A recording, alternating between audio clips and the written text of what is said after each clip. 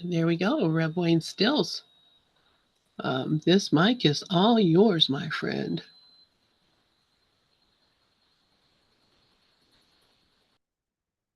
And we should be live.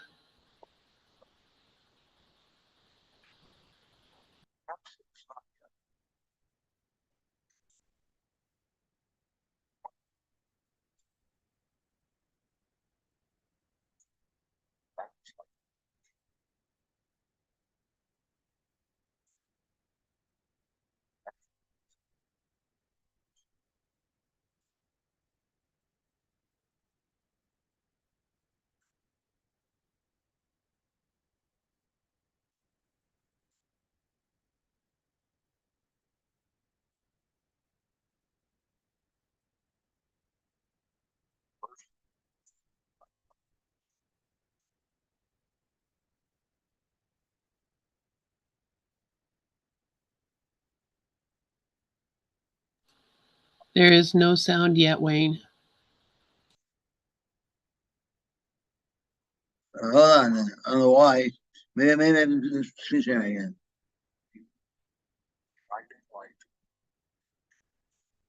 Hold on. Maybe I have to do the screen sharing again.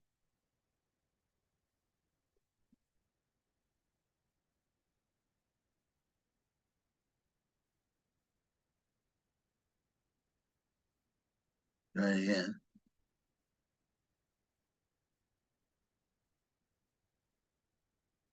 All right, here we go again.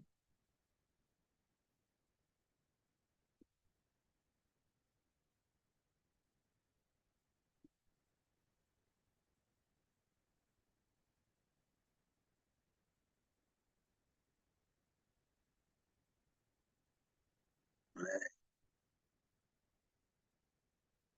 This is lesson 78 on grievances, forgiveness. Lesson 78. Let miracles replace all grievances. You hear that?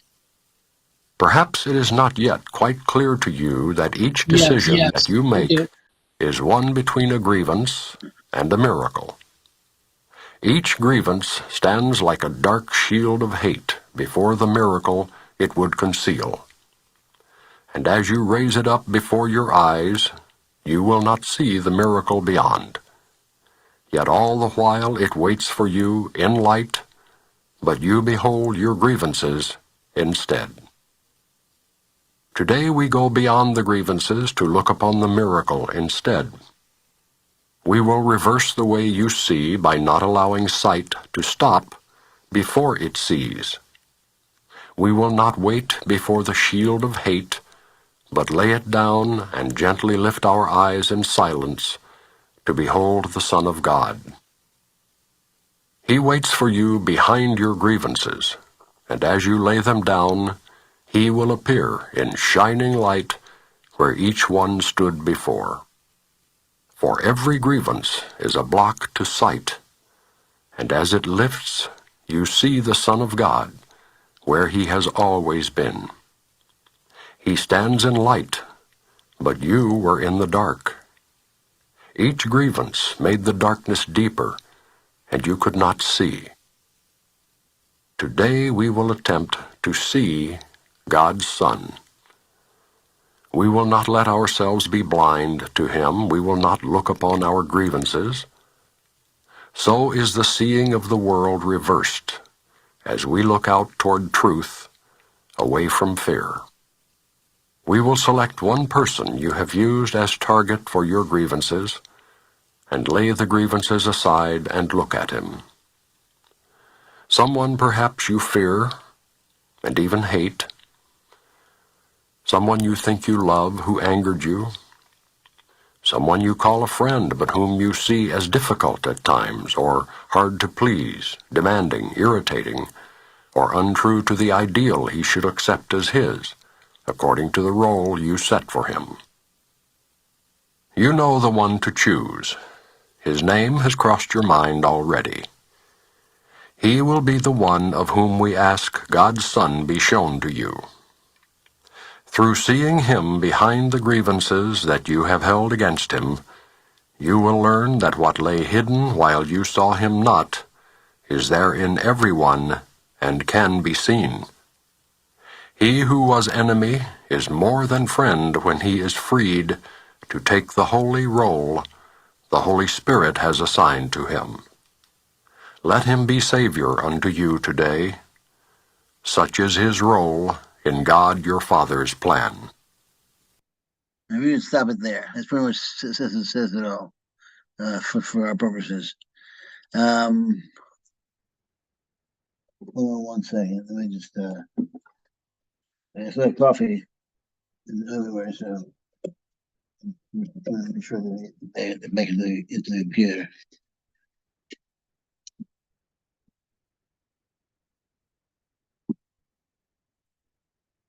One second. All right.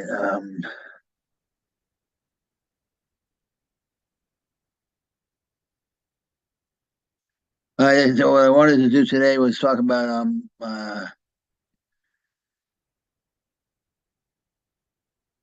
I wanted to talk about today. I wanted to talk about forgiveness.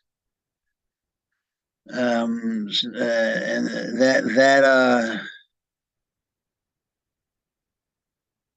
that lesson hits on it pretty well. The miracles replace all grievances. Perhaps it's not yet quite clear to you that each decision that you make is one between a grievance and a miracle.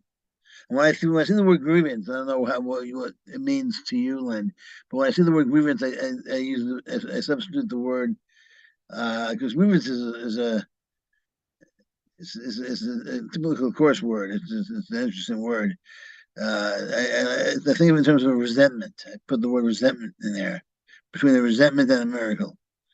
It's built up resentments over time, and we have thousands, hundreds of thousands of them. Little mini resentments and big resentments. Ones we know about, and ones we keep hidden. Um, and you know we're choosing that essentially that's what we're choosing between resentment and attack, or miracles and love and miracles, and defenselessness. Um, and it's the key forgiveness. It's the key to moving towards the infinite. Everything that comes at you, you just forgive. You forgive and you forgive and you forgive and you forgive and you forgive everything that comes at you. And it becomes essentially you just realizing that this entire realm was made to be forgiven.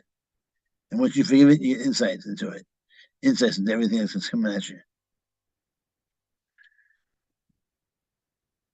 Today, beyond grievances, beyond it, beyond it. I've been talking about that a lot, right? How you have to look beyond the physical, look beyond the moment, look beyond what's in front of you, look beyond the present.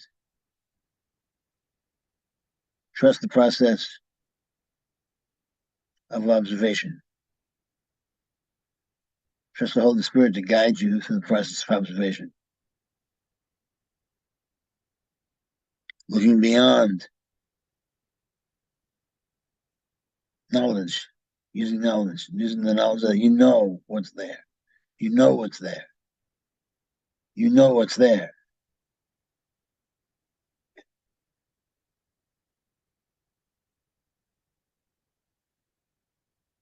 And so when you're looking at, these things don't change, but you give it a different purpose. What you're looking at has different purpose, and suddenly it's different. The purpose of everything becomes, it seems if it can get you to to give up on yourself, on your friends, your family, your dreams, and God. That's what the ego wants. And then just sit there and fade away and die. And then do it again. And do it again. And do it again. Again, you keep on going.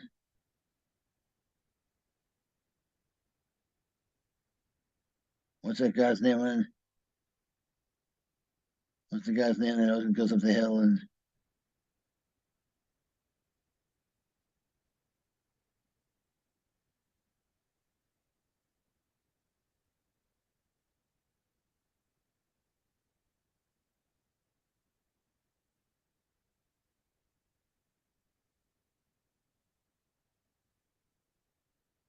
Lynn?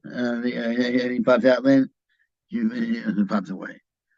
Oh no, I was just trying to check on things. Yeah, that you picked one of my favorite lessons. 78. It's the whole idea of looking at your brother and seeing the light or seeing the Christ is probably the most important idea in the entire course. When they talk about forgiveness, you know, we're not talking about forgiveness of sins, but forgiveness of the idea that I have that you're not the light, you're not the Christ. And so it is a way of seeing that is the truth about people rather than the story that we made up about them.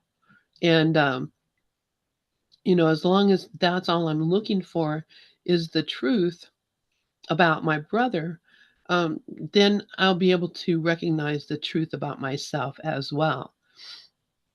The And, truth, you yeah, know, because the truth is you're looking at yourself. yeah, yeah, because you're looking at yourself. Yeah, I'm looking directly at myself. I'm looking at No uh, reflection. who I think I am, and who I think I am is um, not who I really am. Well, yeah, the problem is we don't really love ourselves. If we loved ourselves, then we love our neighbor. Right. We love the person we're looking at. We see the light in ourselves in the person we're looking at. Right.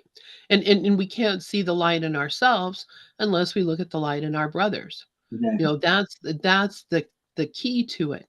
If you're just looking for the light in yourself and you're not sharing that search in your brother, then you're missing the reality because whatever you are projecting onto your brother is exactly what you think about yourself. So if you look at your brother and you say, he's a crook or he's, a bad person or she's, a mean person or whatever it is that you think are selfish or angry or whatever you're thinking about your brother, that is a direct reflection of what you think about yourself. And Yeah, so when I correct. think about myself, if I'm not seeing myself as good, is because I'm not seeing you as good. Yeah, If I'm well, not yeah, seeing myself as being loving, it's because I'm not seeing you as being loving. And right. so, that the only way that I'm ever going to see myself as love is if I see you as love. Of course, well, it's sort of like if you're to be forgiving to somebody, you have to have forgiveness on you, in you, to give. You can't give away what you don't have. And as you said, the only way to know if you have it or not is to try to give it. See if you can give it. If you can give it to somebody, then you have it. And if you have it, it means somebody else gave it to you. I mean, it didn't drop out of the sky. So it means you have people around you who are giving you forgiveness, who are forgiving you, who are being good to you.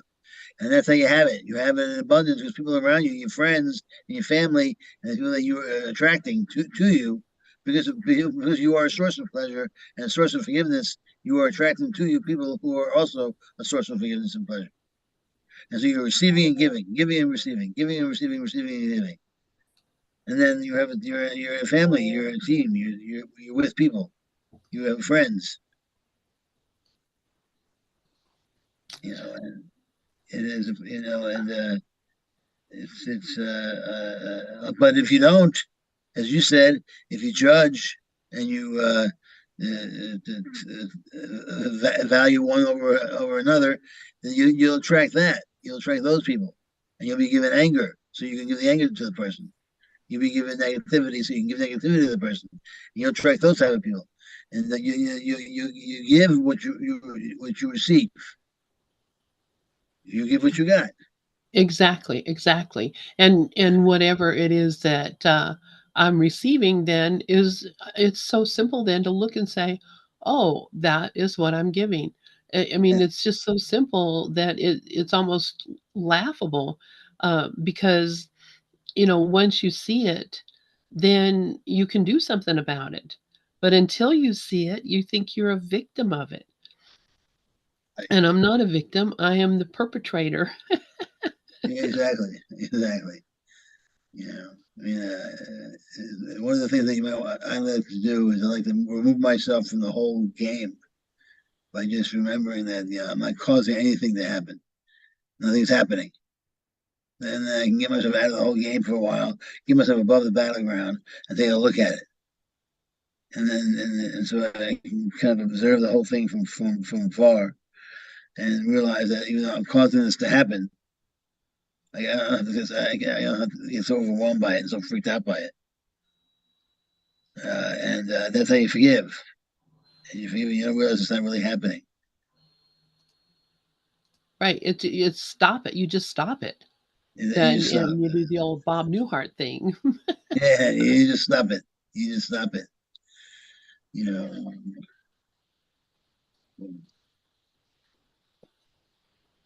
And today we're going to be on the Gurus. We're looking for the miracle instead. We'll reverse the way you see by not allowing sight to stop before it sees. We will not wait before the shield of hate. This is on this line. We will not wait before the shield of hate, but lay it down and gently lift the eyes itself before the Son of God. But yeah, he waits for you behind your grievances, and as you lay them down, he will appear in shining light where each one of them stood before. For every grievance is a block to sight, and as it lifts, you see the Son of God where he has always been, and that's the key right there. He stands in light, but you were in the dark. Each grievance made the darkness deeper, and you could not see. So the grievances, the resentments, negativity, it doesn't get rid of the light, but it hides it. It's like walking around in light and you close your eyes. The light's still there, but you don't see it because you're in darkness. No matter how much light you have, you close your eyes, you don't see it. But you Yeah, end up seeing other things. You see, your mind sees the mind starts to fantasize because your eyes are closed. It wants to see something, so it starts to see other stuff in your mind. It's dreaming and fantasizing, and then it starts to think that's real. Now it's fantasizing. Now it's fantasizing in the dark, bumping into things, smashing into things, killing its body. Yet it thinks that all this is really happening in the fantasy world. This is what we're doing. exactly. Yeah, yeah. And that lesson, it says, "My grievances hide the light of the world in me." And that's it. The Right. grievances are the thing that cast the shadow. And we're given so many examples in this world of being the shadow or the light. Even just seeing that, if I'm out in the outside in the sunshine and I look on the ground, I'm going to see my shadow. And everywhere I look, I'm going to see my shadow. I'm not going to see my shadow when I turn my back on it, because my shadow is it's only where I'm blocking the light.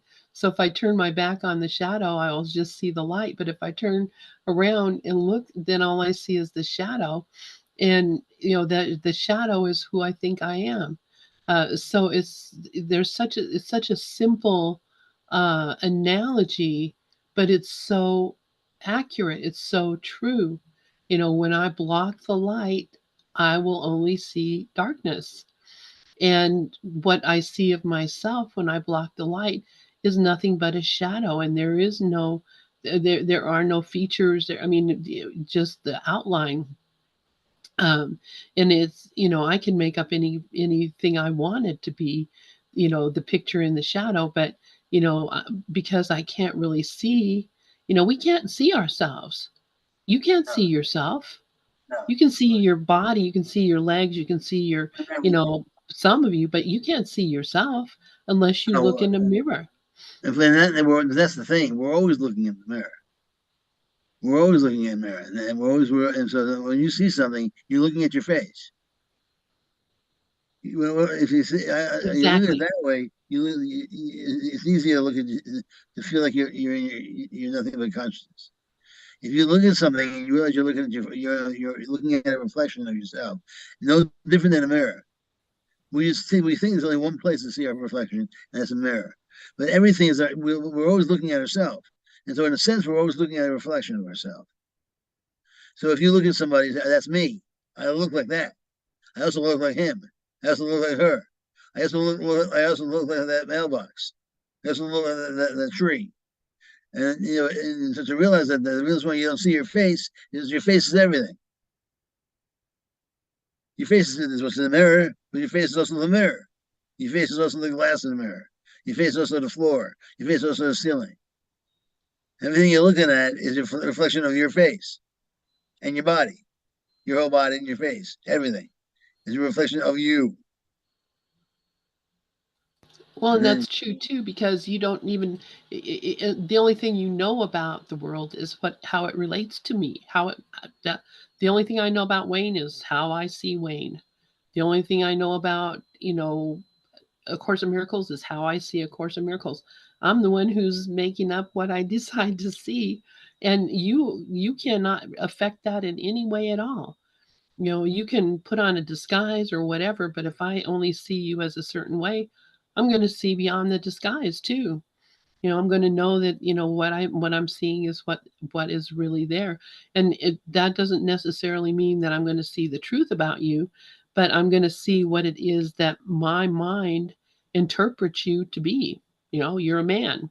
You're you're a teacher of Course of Miracles. You're younger than me. You're older than me. You have different kind of hair. I may look and see all sorts of differences, but that's only because those are the things I focus on in my mind. I don't see the mind of you. I don't see the heart of you. I don't see any of your internal organs unless somehow get x-rayed or something.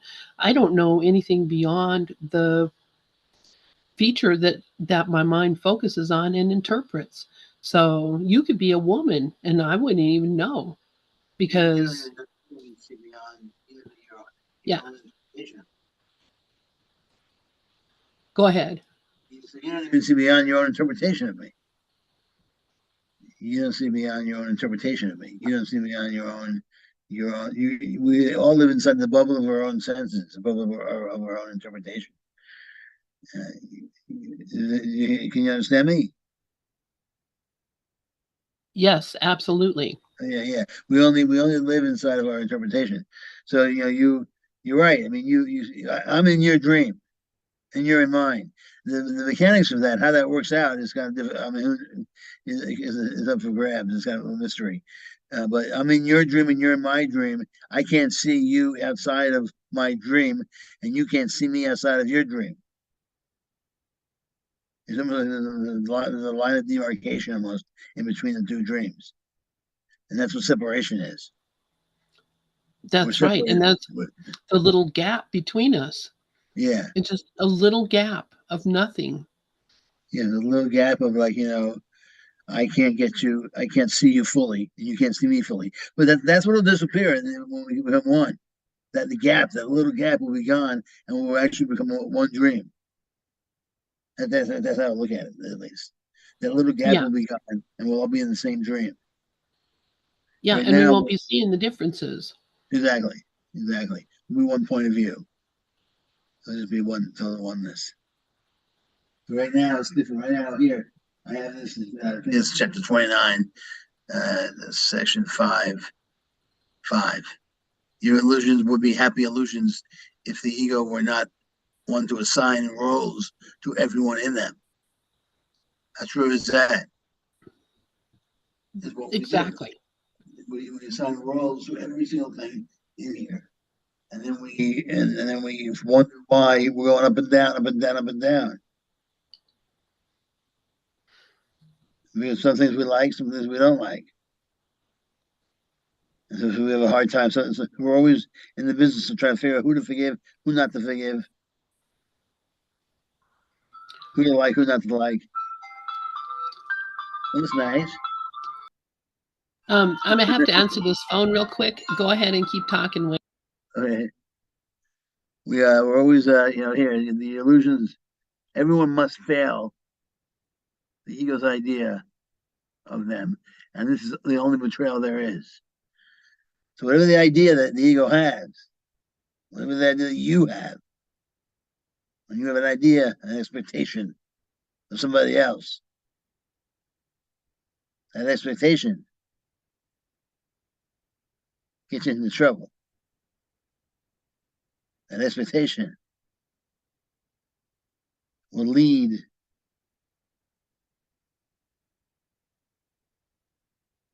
to Yeah, crashing and burning.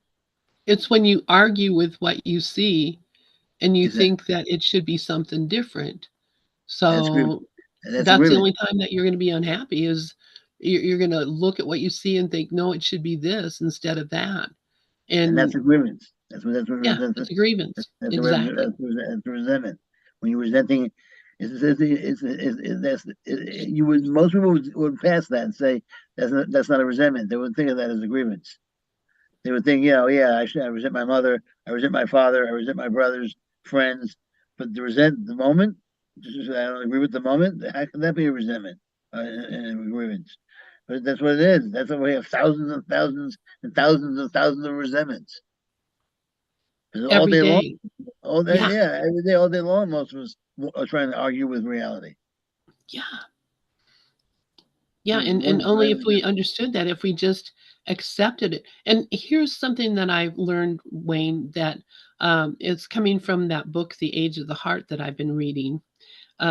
It's very clear in the Course of Miracles too, but it never really occurred to me. But from what I've been reading, I came to recognize that the world that we have, that we live in, that we've set up, we set it up for a reason. Of course, we know that from the Course of Miracles, but the reason is because we wanted to experience it. And so now that we're experiencing it, we're going, no, this is not what I wanted to experience. yeah, But it is. it is. Well, at some point we must. At some point we had all the knowledge. We were all knowing. We must have known that this was going to happen at the beginning. We must have foreseen this on some level. I mean, we must have. I mean, I think that we just forgot. Yeah, we forgot. And that's what this book is saying, which really makes a ton of sense to me, is that for the first, how many millennia of us being human in the world, we were not aware of our that we did this or that we made this or anything. We have always believed that we're a victim of it. And it's just really since the when according to scripture, whatever, when Jesus first came to the world, and Jesus, when he first came to the world, was telling everybody, this is the reality and the truth of what is. And and some people understood it and most people didn't, but the people who did understand it were able to carry that message on. And we have Christianity today, which is kind of a big mess, but the teachings of Jesus are still the teachings of Jesus, the same ones that we're reading about in A Course in Miracles. So since he first came and started teaching that, the ideas have gone across the world, and people who were receptive to the truth about it and not just the dogma became light workers or became teachers or became something more open-minded. And that doesn't mean they had to be practicing Christianity, because it was something that went to everyone in every religion, in every place. And some people had no notion of God at all, still understood what the truth was. And so the truth has been growing in our minds, and now we're coming into a place where there are more of us who recognize what the truth is and recognize what our role is, why we're here, and able to now say, okay, now that I see that I'm here as a teacher of God and that we're here to bring about the real world and to remember the Christ amongst ourselves. Now that I'm recognizing this, and you're recognizing this, and everyone here in this room is recognizing this, and people who are listening to this recording are recognizing this. It is bringing about a new age in which now we can, as conscious, sentient, spiritual beings, we can affect the world around us by being peacemakers. And I'm not saying go and make peace in Gaza. I'm saying make peace in your own mind and your own heart. And that peace is what will spread throughout the world. And this is going to bring about this new age where more people are awake than not. And when we reach that point where more people are more awake than not, it's going to wake up. It's going to be like a tsunami of awakening is going to be happening. And that, is going to bring about the real world. I'm So, already moving towards that. I'm already moving towards that. Very much the tsunami on the move. all right, you're kind of low right now. I think we're on the move. We're moving towards that. The tsunami. We're on the move. You hear me better now? Yes, much better now. Yeah, we're kind of moving towards that right now. That tsunami. You know, and you're right. Jesus' teachings on compassion and love and being a channel for the flow of love and sharing with others and treating people with dignity. It doesn't have to come through religion or even spirituality. It can come through agnosticism. It can come through atheism. His teachings are universal. And the Course's teaching is very universal too. I mean, you can approach the Course any way you want. And one of the things I like about Jesus' teachings in the Course is very much the message is more important than the man. And if you don't want to go out there and preach Jesus' name because you have a problem with that for now, or for whatever reasons, then don't. Then just talk about the author of the Course, or whatever. You can still benefit greatly from the Course. And the same way, if people want to go with the Gospel of Thomas because they have a problem with the resurrection, but they can get benefits from the Gospel of Thomas also. It's still the teachings of Jesus, or if they're like Jeshua. It's for me the greatest authority for me is the Course in Miracles because I find that to be, the I guess you could say the highest part of the mind. The other parts that I find there's some things I don't totally agree with, but I still find it to be a very high part of the mind, but not the highest. The clearest channel that I've run into has been Helen. Yes. This is a very clear channel. But then the other, but I wouldn't necessarily if somebody threw the book across the room because it was hard to get through, which happens sometimes to people. I wouldn't say, all right, but they had a easier time with, let's say, Way of Mastery. I would persuade them not to go through it because I would say, it's also a good book. It's also good. Yeah. Exactly. And in whatever it is, you're still going to go through it because we still have to learn, we still have to forgive the world no matter what book we read. Exactly, exactly. And we still will forgive the world. That's the thing, and that's what's good about the book, Course in Miracles, and all the offshoots of the book. Says the one thing they all agree on is that in the end we'll all forgive the world. The world will forgive us, and we'll all be marching into heaven. You know, and that's the nice part of the book. It makes no qualms about it. In the end, it will be non-judgment day as opposed to judgment day. In the end, all of us there'll be final correction, and all of us will be, walking. It's funny, the lake of fire that's always so scary to people is this fire and brimstone. Brimstone is a sulfuric acid that cleanses things. The whole point of that is actually that the people who are thrown in there are cleansed of the negativity, and then they are out. As if like a lake of fire could stop God from helping from saving people. And then there's the 70 nations going to heaven, which means 70 nations implies everybody. And that's what the Yeah. Course teaches. And Jesus is very clear in the Course that God's not going to let you fall off the cliff.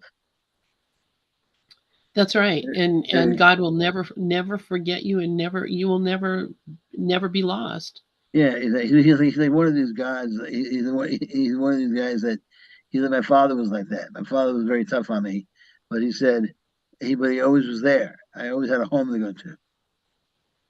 No matter what a relationship was like, I could always have a place to stay. You know what I mean? Exactly. It's similar to God. He's no matter how many lifetimes you stay here, eventually you can go home, like the prodigal son. Right. Yeah. As soon as you get tired of being here and being in this. And, for us right now, it's not so much a matter of I'm tired of this world. Now we have a new assignment, you and I do, because we have picked up this Course in Miracles.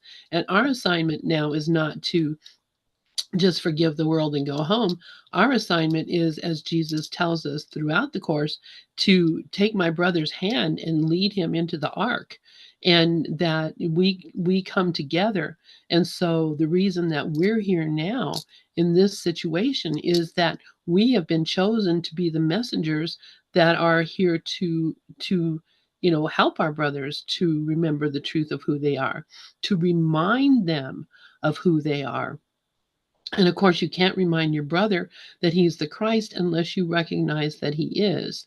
And that's why that lesson that you picked out is perfect for that, because it's all about recognizing your brother as the Christ. And once you recognize your brother as the Christ, then you can tell him, look, I see you. And he can see it for himself. But if I'm rejecting him and saying, you're not, nope, not you, you're a bad person, then he's only going to see himself as that as well, because that's how I'm seeing him. So you and I have an opportunity right now to actually shift everything for everyone in the world by determining to see things differently. These lessons that are just like so spot on when you recognize that's what they're talking about. This is exactly what we're going to do is get out of ourselves and get into a reality. So go ahead, Wayne. That's the key. It's like you always wonder. It's not that difficult to figure out how to express love and how to express caring and for people. But so what does it mean to express love? Now, your analogy of bringing people into the ark was great. I love that analogy. But how do you bring them to the ark? Do you help them across the street? Do you give them money because they're poor? What is it that you actually do? And one of the things that comes to my mind is that you want to teach them that they can make another choice. They have a mind, and they don't have to do the same old thing every day. And they in other words they can choose expansiveness instead of limitation. They can choose optimism instead of pessimism. They can choose Christ instead of the ego, and that they can see things differently. They can choose a different paradigm. They can the problem is that for them it's like they're pretending something's true that's not true. That's how it feels at first. But once they realize that they got here by pretending, this at the start. The whole game started by pretending something was true that wasn't true. I mean, how do we think we got here? We got here by making believe something was true that wasn't true. So if we want to get out of here, we do the same thing. We make believe in our own hearts that we're doing something that's not true to break free of a lie. Because the lie is going to stand up for itself. The lie is going to sit there and say, no, wait a minute, that's not true. There's only one life, not many. That's what the lie is going to tell you. I once had a lucid dream. And I said to my friend in the dream, I said, I'm dreaming right now. She said, no, you're not. What are you talking about? The dream stood up for itself. The dream wanted to be a dream. And this is That's happening pretty here. funny. The dream wants to be a dream. The dream doesn't want to sit there and tell you, right, you owe me. It did what it was supposed to do. It was supposed to keep you asleep. And so that's what the dream does here. Wow, that is just hilarious. I had to prove it to her. I proved it to her. I yelled at somebody and made him fight me, and I wouldn't fight back. I said, "Watch, I'm gonna yell at this guy. I'm gonna anger him, and I'm gonna make him fight me." That's what I told the girl, my friend. I'm gonna make him come at me, and I'm gonna stand here and let him punch me. And she said, "Okay." and I didn't do it, and he punched me, and then I went, and then I was in a different dream, but that's what I did to prove it to her. Wow. She didn't believe me. So it was, and that's what happens here. You know, we even if we're lucid, you know, people around us are not going to believe it. You go up to somebody and say to them, you know, oh, well, actually, we're just dreaming. Oh yeah, okay, whatever. Yeah, but you have to Right. But if somebody. I You have recognize I'm the dreamer of the dream, that's what all I have to do is recognize I'm dreaming. exactly that was recognition for ourselves, and then we're dreaming. And then if you can quietly, gently, subtly remind people that they're dreaming. And I've always said that if you can say, Psst, "You're dreaming," you know, somebody who looks like they need it. You know, I used to say to when I was in a restaurant and see a waiter or a waitress that was obviously in the weeds and stressing out. They had too many tables and they're losing tips. I throw it on the check. I say, I'd say, don't worry, you're dreaming. So it's only a dream. And I circle it. Who knows? They might have thought I was a nut job, but you know, it just cheered my blood. That's a cheer up, you're dreaming. That's what I would say. And I circle it. Yep. you You are know? a nut job. I am a nut job. But hang with it. I mean, what was the worst? What's the worst that can happen? You know, she was, oh my gosh, she's more upset than she won't get more upset than she already was. So That's I have to right. keep, you know, and maybe she would cheer up. But yeah, so who knows? That's pretty funny. You're cracking me up. All right, my dear. Well, it's All our right. time is up and it's